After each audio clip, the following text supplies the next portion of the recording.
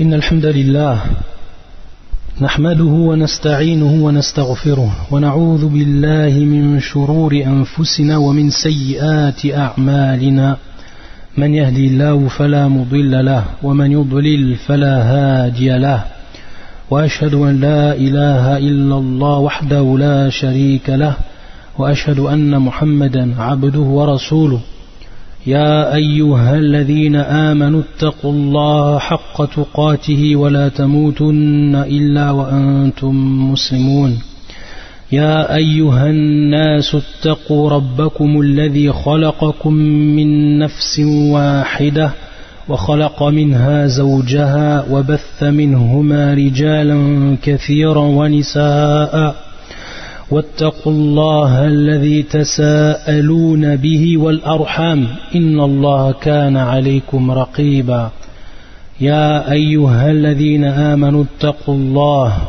وقولوا قولا سديدا يصلح لكم أعمالكم ويغفر لكم ذنوبكم ومن يطع الله ورسوله فقد فاز فوزا عظيما أما بعد فإن أصدق الحديث كتاب الله وخير الهدي هدي محمد صلى الله عليه وآله وسلم وشر الأمور محدثاتها وكل محدثة بدعة وكل بدعة ضلالة وكل ضلالة في النار. Donc aujourd'hui, Inch'Allah, bi'idhnillah, nous allons traiter d'un sujet qui est essentiel. Et c'est en fait un rappel, surtout en ce mois du Ramadan, et qui va concerner al-ikhlas. As-sawm ou al-ikhlas, c'est-à-dire le jeûne et al-ikhlas, la pure intention. Et ce qu'on veut dans ce rappel, pour moi et pour mes frères et mes sœurs, c'est comment le jeûne a une influence réelle dans l'acquisition de ce qu'on appelle al-ikhlas, dans ce qu'on appelle al-ikhlas. Et al-ikhlas, toujours on en parlera, et toujours il faudra répéter.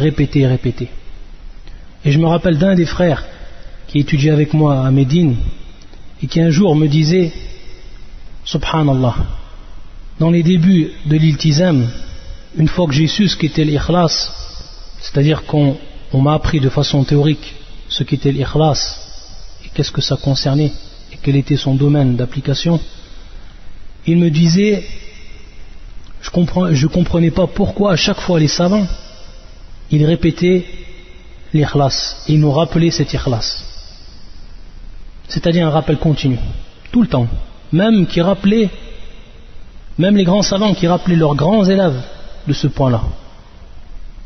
Et après, bien entendu, après avoir commencé à apprendre la science et vraiment se rendre compte de son importance fondamentale, là réellement il s'est rendu compte ce qu'était l'ikhlas et que ce rappel était vital pour le croyant, un rappel qui doit être constant et qui est réellement vital pour le croyant, parce que tout repose chez le croyant, comme on va le voir, tout repose sur son ikhlas. Si son ikhlas va, tout va, et si son ikhlas ne va pas, rien ne va. Wallah al-musta'an. Al-ikhlas comme le souffle de vie pour le croyant. Donc ce rappel il est plus que nécessaire pour moi-même et pour mes frères et mes sœurs. Et lorsqu'on se rappelle cette parole de Cheikh al-Islam ibn Taymiyyah rahmatullah alayh, et qui va mettre le point sur l'importance et le mérite de l'ikhlas, يقول شيخ الإسلام متحدثا عن الإخلاص وفضله وأهميته يقول رحمة الله عليه رحمة واسعة, comme l'avait rappelé il y a 2 semaines de cela Cheikh Abdel Malik Ramadani dans un de ses cours. Il disait pourquoi on appelait Cheikh al-Islam Ibn Taymiyyah Cheikh al-Islam, pourquoi on l'appelait Cheikh al-Islam. C'est bien sûr un istilah, c'est donc une convention qui est utilisée pour dénommer ce grand savant de l'islam. Et pourquoi Cheikh al-Islam? C'est tout simplement que le cheikh, lorsqu'il parlait dans une fi fan min funun al-sharia, c'est-à-dire dans une catégorie ou dans une science parmi toutes les sciences qu'englobe al-sharia, lorsqu'il parlait, lorsqu'il levait sa plume puis écrivait, alors on aurait dit que c'était le seul qui maîtrisait réellement cette science et que c'était le maître dans cette science par rapport à ses connaissances qui étaient très amples. Et cela dans toutes les catégories et dans toutes les sciences, que ce soit la langue arabe, que ce soit la science du tawhid, que ce soit la croyance de façon générale, que ce soit le fiqh, que ce soit usul al-fiqh, la jurisprudence, les bases de la jurisprudence, et toutes les autres encore, toutes les autres catégories et sciences que l'on connaît dans l'islam, lorsqu'il parlait dans une de ces sciences, on aurait dit que c'était lui le maître dans cette science. C'est-à-dire qu'on ne pouvait dire qu'il était plus fort ici qu'à un autre endroit. Subhanallah. C'est pour cela qu'il a été nommé ainsi. Cheikh al-Islam Ibn Taymiyyah. Yaqul, ce grand savant qui a donc maîtrisé toutes ces sciences. Regardez ce qu'il nous dit. Bal ikhlasu ad-din lillah huwa ad-din alladhi la yaqbalu Allahu siwa. C'est-à-dire l'ikhlas, la pure intention, donc le culte exclusif qui va être voué à Allah Azza wa Jal, c'est ça la religion. Huwa ad-din, c'est la religion alladhi la yaqbalu Allahu siwa. C'est la religion dont Allah Azza wa Jal n'accepte pas autre que celle-là, que cette religion-là. Ikhlasu ad-din, la pureté d'intention dans la religion exclusive, vouer une religion qui va être exclusive à Allah Azza wa Jal. C'est par cela donc qu'il a envoyé Allah subhanahu wa ta'ala les premiers et les derniers parmi les envoyés dans ce but-là, et qu'il a fait descendre l'ensemble des livres dans ce but-là, al-ikhlas, et que se sont mis unanimement d'accord les imams parmi les gens de la foi. وهو خلاصة الدعوة النبوية. C'est l'essentiel de prêche prophétique.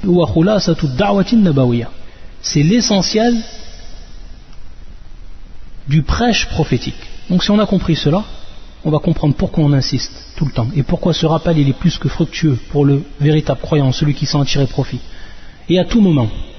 Et ensuite il a dit plus loin, cher al-Islam, قال تعالى في حق يوسف كذلك لنصرف عنه السوء والفحشاء إنه من عبادنا المخلصين. كذلك لنصرف عنه السوء والفحشاء. C'est ainsi donc afin que nous écartons de lui le mauvais, as-sou, tout ce qui rentre dans ce qui est mauvais, ce qui est considéré mauvais aux yeux de la religion, as-sou wal fahsha, et la turpitude. Innahu min ibadina al-mukhlasin. Donc il faisait partie, lui, Youssouf, de nos esclaves, de nos serviteurs, qui ont eux concrétisé l'ikhlas comme il se devait. Al-mukhlasin, min ibadina al-mukhlasin. Regarde comme Allah Azza wa Jalla il a nommé Youssouf et ceux qui ont été avec lui, qui ont été dans ce camp, al-mukhlasin. Allahumma ij'alna minhum. يقول الشيخ فالله يصرف عن عبده ما يسوءه من الميل إلى الصور المحرمة والتعلق بها. Donc il nous dit qu'Allah Azza wa Jal a écarté ou écarte de ses esclaves ou de son esclave ما يسوءه من الميل إلى الصور المحرمة, c'est-à-dire ce qui va le nuire comme penchant vers les cas interdits. Lorsqu'il va donc se pencher vers les cas interdits, il va donc le dévier de cela, il va l'écarter de cela, il va écarter son serviteur de cela, de tout ce qui le nuit, comme penchant vers les cas interdits, le fait de se raccrocher à cela, à ces cas qui sont interdits. Et également il va l'écarter de la turpitude. Et dans le cas de Youssouf, tout le monde connaît l'histoire de Youssouf, c'est-à-dire de par son ikhlas. Youssouf, lorsque cette femme s'est présentée à lui, une femme belle, une femme qui a notoriété, une femme qui a l'un des plus hauts rangs dans la société, tout ce qui peut appeler l'homme à commettre la turpitude avec une femme qui va nous appeler, c'est-à-dire que toutes les caractéristiques vont être réunies dans cette femme, et pourtant Allah Azza wa Jalla lui a montré et il l'a écarté de cela. Pourquoi? Il nous dit ici le shir bi ikhlasi lillah, c'est-à-dire que si Allah Azza wa Jalla ne l'avait pas écarté, et que si Allah Azza wa Jalla n'écartait pas de tous ceux qui sont vraiment mukhlis, ne les écartait pas de ces occasions qui se présentent et qui sont un grand appel au fahsha, à la turpitude, alors à part lui, à part Allah Azza wa Jal, rien ne pourrait les empêcher de tomber dedans, tant la facilité est présente. Wallah al-musta'an. Bi ikhlasihi lillah, de par son ikhlas, Allah Azza wa Jal l'a écarté de ce mal et a écarté de même donc tous les croyants qui vont se caractériser par cette caractéristique essentielle et fondamentale, al-ikhlas.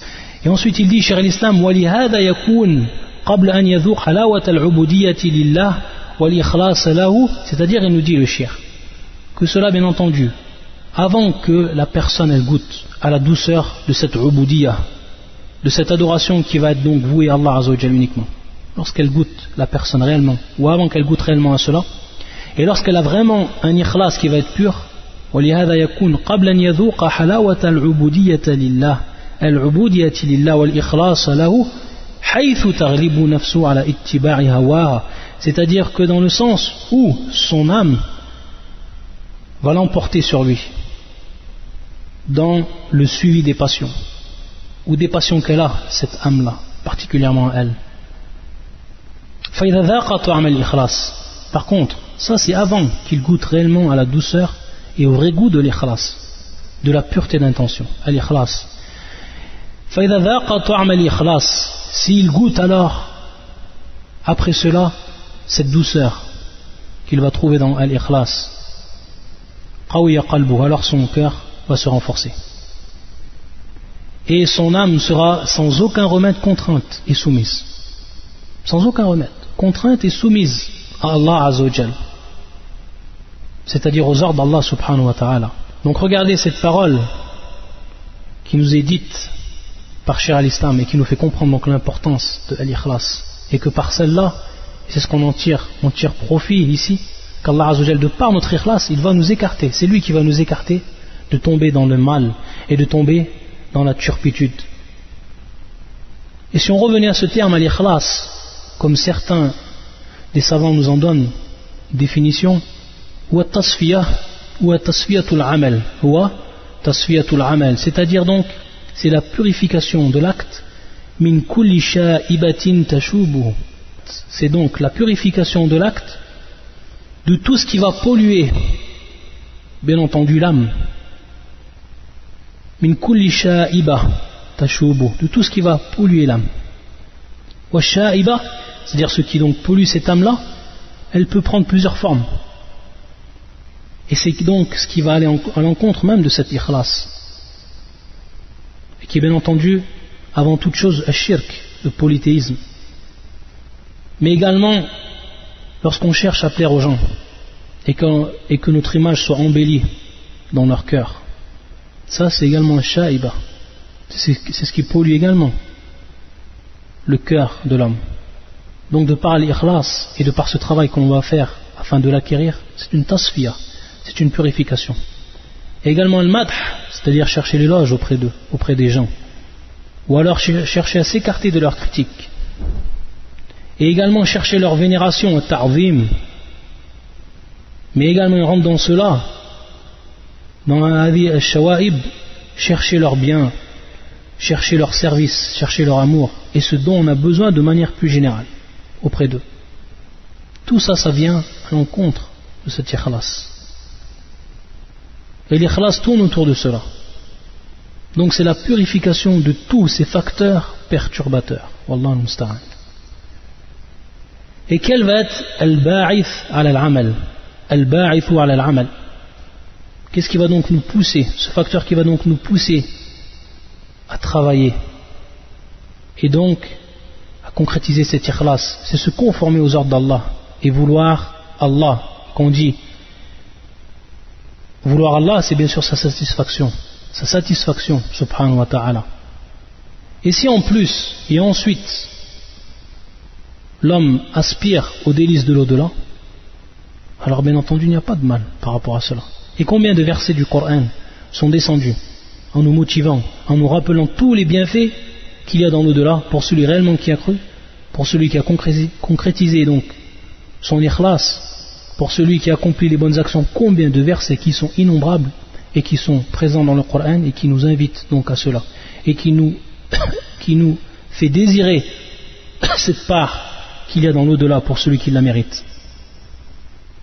Et bien entendu, le plus haut de ces délices, comme cela est la croyance des gens de la sunna du consensus, le plus haut de ces délices, ce n'est pas le paradis en lui-même, mais c'est la vue qu'on va avoir, que vont avoir les croyants dans l'au-delà, la vue d'Allah. C'est-à-dire que les croyants vont voir Allah subhanahu wa ta'ala dans l'au-delà. Ça, c'est la plus grande des récompenses, et c'est le plus grand des délices, bien au-dessus encore du paradis, bien au-dessus du paradis lui-même. Et également, il n'y a pas de mal pour ce qui est également de l'ikhlas et de chercher à acquérir cet ikhlas, que l'acteur pense, ou celui qui agit, qu'il pense, ou vienne à son esprit que l'acte pieux aura donc une conséquence qui va être noble et fructueuse dans cette vie d'ici-bas même, c'est-à-dire qu'il va en tirer profit même de cet ikhlas dans cette vie d'ici-bas, s'il pense à ça, et si ça lui vient à son esprit, la haraj, il n'y a pas de mal par rapport à cela, comme par exemple tuma'ninatun nafs, c'est-à-dire l'apaisement du cœur. La personne qui va acquérir cet ikhlas, son cœur il va être apaisé. Ça, c'est un bien qu'on va retrouver, et c'est un délice qu'on va retrouver dans nous-mêmes, dans notre fort intérieur, dans notre cœur. Et c'est une conséquence, c'est un effet de cet ikhlas. Y penser, rien de mal à l'acquérir cela. Et également son salut de tout ce qui peut effrayer.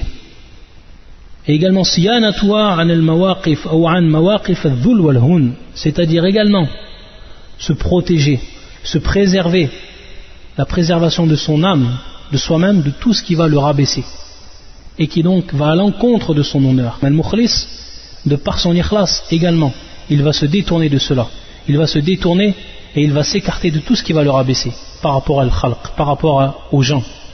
Et bien entendu, il est venu, et ici on a également une indication qui nous est venue dans ce hadith, le hadith que tout le monde apprend et qui se trouve fil arba'in al-nawawiyya, où le prophète sallallahu alayhi wa sallam yaqul huwa min hadith al-Nu'man ibn Bashir radiyallahu ta'ala anhu wa 'inda al-shaykhayn 'inda al-Bukhari wa Muslim, où le prophète sallallahu alayhi wa sallam yaqul faman ittaqa ash-shubuhat faqad istabra'a lid-dinihi wa 'irdihi, c'est-à-dire celui qui s'écartait donc des shubuhat, des choses qui sont ambiguës, faqad istabra'a lid-dinihi, et bien sûr istabra'a tarab al-bara'a ou tarab al-bara'a, c'est-à-dire qui a cherché l'innocence et donc cherché à préserver sa religion, et le prophète nous le dit, lidini wa 'irdihi, également son honneur, sa religion et son honneur.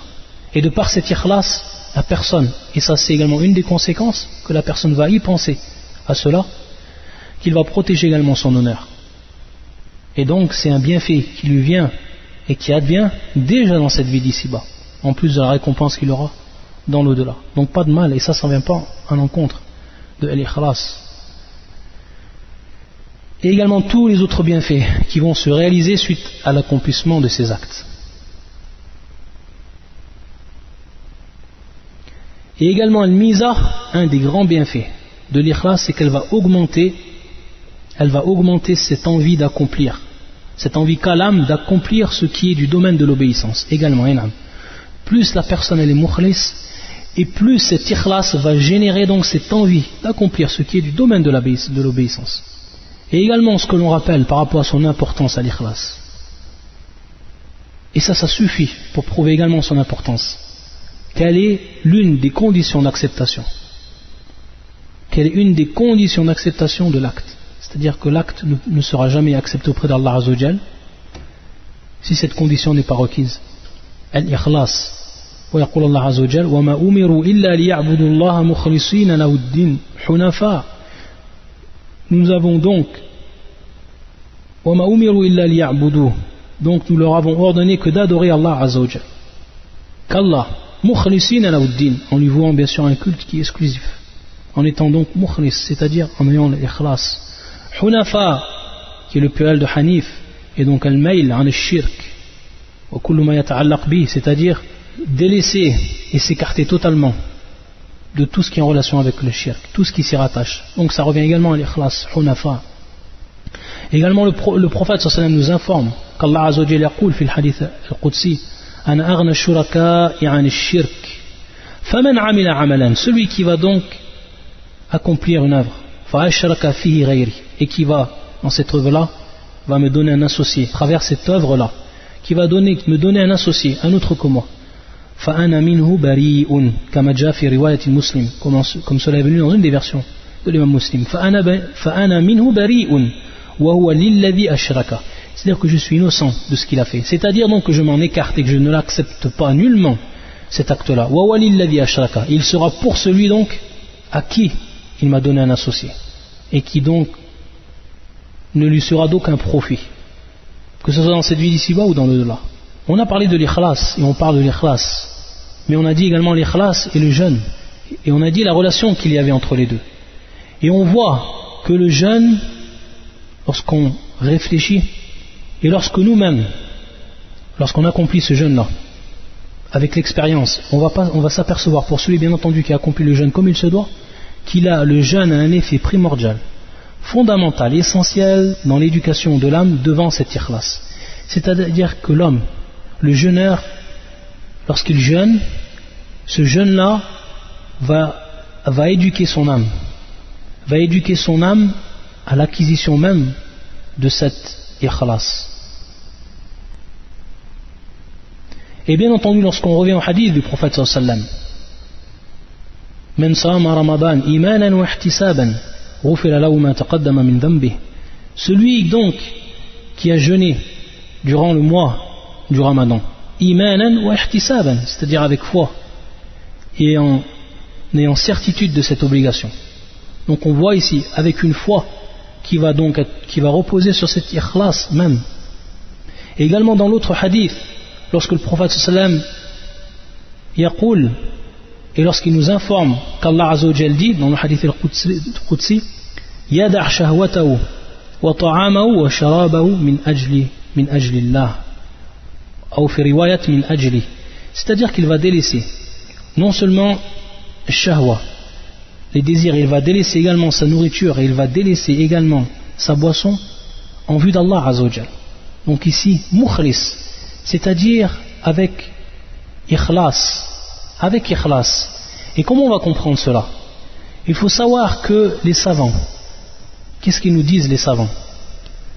Certains savants disent as-sawm la yadkhulu ar-riya bimujarrad fi'lihi, innama yadkhuluhu ar-riya min jihati al-ikhbari anhu. Beaucoup de savants disent en fait que le jeûne, l'ostentation qui est ar-riya, as-sawm, et l'ostentation, donc l'ostentation ne rentre pas dans cet acte-là qui est as-sawm bimujarrad fi'lihi, c'est-à-dire de par l'acte qui est fait. Bimujarrad fi'lihi, c'est-à-dire uniquement l'acte. Qu'est-ce que veut dire cette phrase-là? Ça veut tout simplement dire que la personne lorsqu'elle fait son jeûne, de par cet acte-là, uniquement de par cet acte-là, bimujarrad al-fi'l, uniquement de par cet acte-là, le riya ne peut rentrer, c'est-à-dire l'ostentation ne peut rentrer. Taïb. Et pourquoi cela? Parce que lorsqu'il jeûne, personne n'est censé savoir qu'il va jeûner, cette personne-là. Taïb. Personne n'est censé savoir qu'il va jeûner. Il peut très bien se cacher, aller dans un endroit où personne ne voit et manger. Taïb. Donc, de par juste l'acte, le riya ne peut rentrer dedans.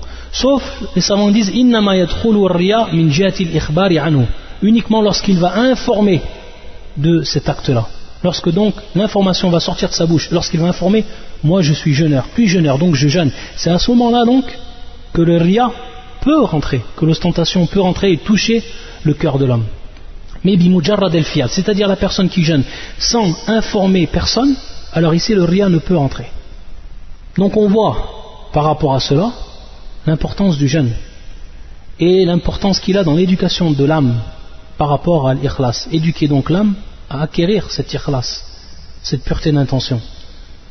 Et également, comme nous le cite Ibn Hajar al-Asqalani lorsqu'il explique ce hadith qui est rapporté par l'imam al-Bukhari dans son authentique hadith Abi Huraira, où le prophète sallallahu alayhi wa sallam yaqul man qama laylat al-qadr, celui donc qui se lève et qui accomplit donc ce qu'il faut accomplir durant cette nuit-là, laylat al-qadr, la nuit donc de la destinée. Imanan wa ihtisaban ghufira lahu ma taqaddama min dhanbi, ghufira lahu ma taqaddama min dhanbi. Imanan يقول ابن حجر أي تصديقا بوعد الله bithawabi alayh, c'est-à-dire qu'il va croire et qu'il va reconnaître de son fort intérieur la promesse d'Allah Azzawajal qu'il a fait comme récompense, donc par rapport à cet acte-là. Wa ihtisaban, ça c'est pour ce qui est imanan. Wa ihtisaban ay talaban lil ajr, la li qasdi akhar min riya'in aw nahwihi, c'est-à-dire donc demander talaban lil ajr, c'est-à-dire la demande ici qui va être faite de la récompense, ihtisaban, c'est-à-dire qu'il va demander de par cet acte-là la récompense, de par cet acte-là, la li qasdi akhar min riya'in wa nahwihi, c'est-à-dire autre que ou qu'une volonté qui serait donc autre que celle-là et qui rentrerait ici donc dans Ar-Riya. Et également il nous dit Ibn Hajar à propos de ce hadith qu'on vient de citer, hadith qui est rapporté par l'imam al-Bukhari également, والذي نفسي بيده لخلوف فم الصائم أكتب عند الله من ريح المسك يترك طعامه وشرابه وشهوته من أجل الصيام لي وأنا أجزي به والحسنة بعشر أمثالها. Qu'est-ce qu'il dit Ibn Hajar dans ce hadith? Lorsque, dans ce hadith Qudsi, Allah Azza wa Jalla dit Yatruk ta'amahu wa sharabahu wa shahwatahu min ajli. Il a délaissé la nourriture, il a délaissé la boisson et son désir également en ma vue, pour moi, en vue de ma satisfaction et également de la récompense. Qu'est-ce qu'il dit Ibn Hajar? Yatruk ta'amahu wa sharabahu wa shahwatahu min ajli akadha waqa'a huna wa waqa'a fil muwatta, c'est-à-dire dans une des versions qui se trouve dans Al-Muwatta de l'imam Malik, innama wa innama yadharu shahwata, c'est-à-dire qu'il va uniquement délaisser son désir. Donc ici une forme restrictive qui se transforme ici par l'emploi dans cette version du hadith de innama wa innama yadharu shahwatahu. Walam yusarrih binisbatihi ila Allah lil'ilmi bih wa adam al-ishkali fih. C'est-à-dire que lorsque la personne ici, elle jeûne, taïb, et qu'elle va donc s'abstenir de son désir, il nous fait part et il nous rappelle, Ibn Hajar, que dans cette version, il n'a pas été dit li, c'est-à-dire ou min ajli, c'est-à-dire qu'ici il n'a pas été dit min ajli comme dans l'autre hadith qui est rapporté par l'imam al-Bukhari, min ajli, c'est-à-dire dans mon but. Et pourquoi il dit ça? Qu'en est-elle de la sagesse dans cela? Il nous dit l'il'ilmi bih, c'est-à-dire qu'on a science de cela et que c'est une chose donc qui est évidente et qu'il n'y a aucune ambiguïté par rapport à cela. Pourquoi? Parce que la personne, elle jeûne en vue d'Allah.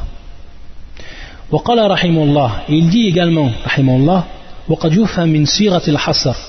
donc comme on en dit, cette forme restrictive qui a été utilisée et que l'on trouve dans innama fi qawlihi innama yadhar التنبيه على الجهة التي بها يستحق الصائم ذلك والإخلاص الخاص به, c'est-à-dire que ici il est une mise en évidence qui va être faite par rapport à la direction, et cette direction bien entendu le shir il dit al-jihah, cette direction donc qui est en vue d'Allah, donc se diriger vers Allah Azza wa Jal en vue d'Allah, allati biha yastahiqqu as-sa'im dhalik, c'est-à-dire de par cela, de par cette direction, le jeûneur il va mériter ce qu'il mérite comme récompense et autres.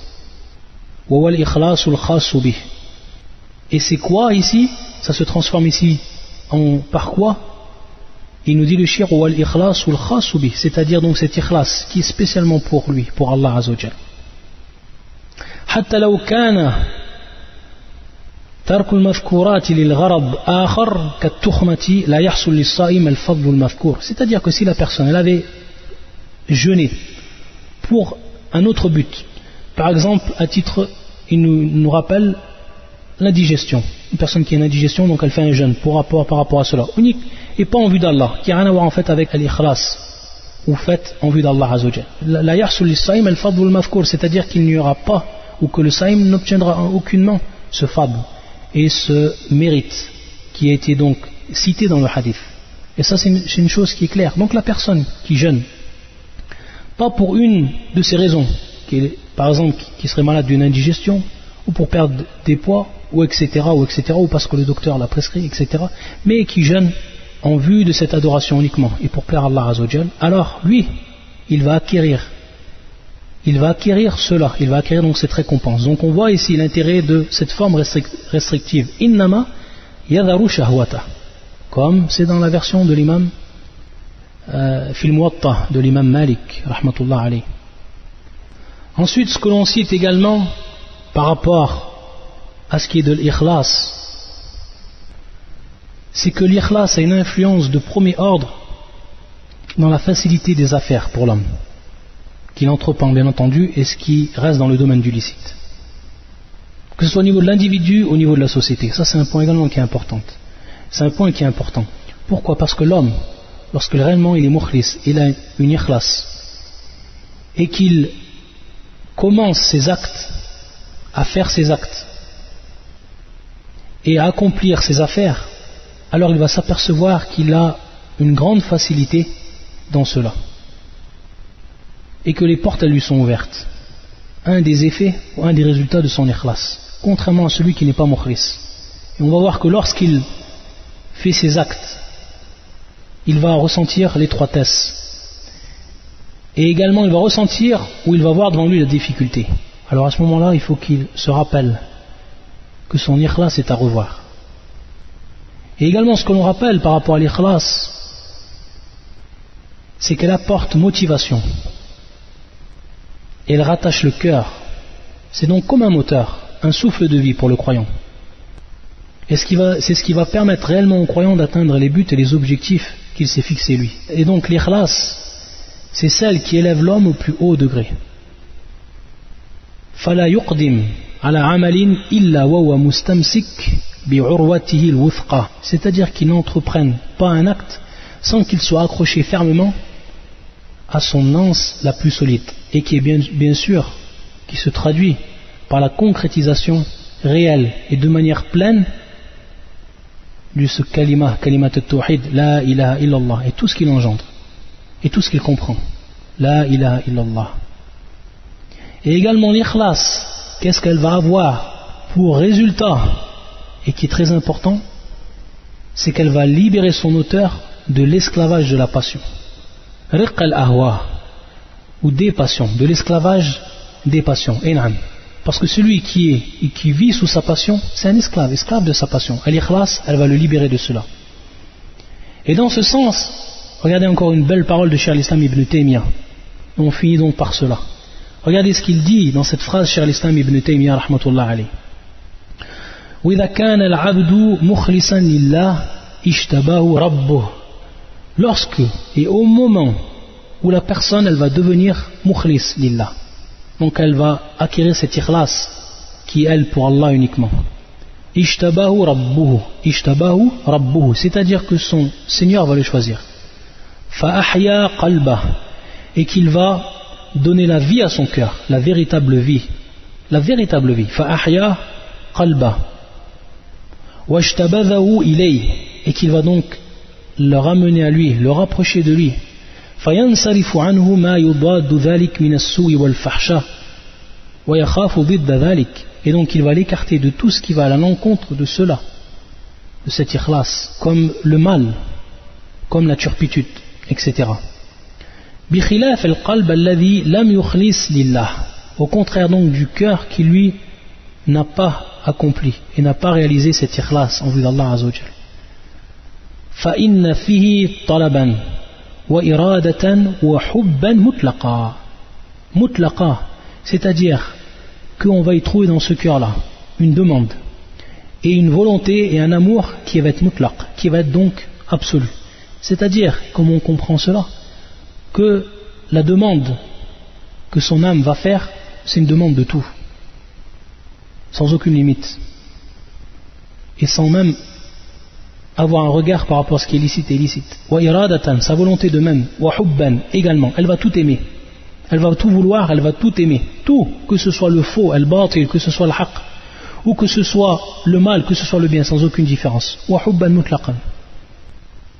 Fayahwi kullama yasnahu lahu. Kullama yasnahu lahu. Yani min al-fi'l sanaha. C'est-à-dire qu'il va prendre pour désir tout ce qui se présente à lui.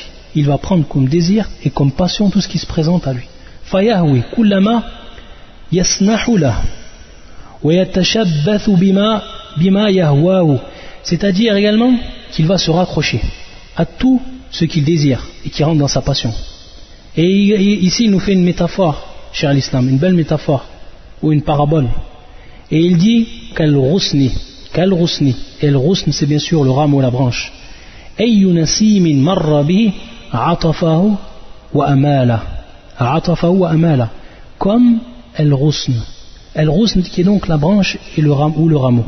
Ayyu nasimin marra bihi, c'est-à-dire n'importe quelle brise qui l'effleure, qui passe par lui. N'importe quelle brise. Que ce soit une brise qui vienne de l'est, de l'ouest, du sud, du nord, ou que ce soit la brise de l'hiver, du printemps ou de l'automne. Ayyu nasimin marra bihi, et donc qui l'effleure, qui passe par lui, atafahu wa amalahu, c'est-à-dire qu'elle va s'agripper à lui et elle l'entraîne en le penchant, comme on peut voir lorsque le vent il touche le rameau, lorsque la brise elle touche le rameau. C'est comme ça le cœur de celui qui n'a pas eu d'ikhlas pour Allah Azza wa Jal. Comme ce rameau qui va être balancé de tous côtés et il brise, chaque brise qui va donc passer par lui va s'agripper à lui et va donc l'entraîner en le penchant. De même est le cœur. Chaque passion qui vient, chaque passion qui passe donc devant ce cœur, elle l'entraîne avec lui directement. Wallah al-Musta'an. Donc regardez la métaphore qui est faite et qui est profonde et qui va nous faire réellement comprendre l'importance de al-Ikhlas. Subhanakallahumma bihamdika. Ashhadu an la ilaha illa anta astaghfiruka wa atubu ilayk.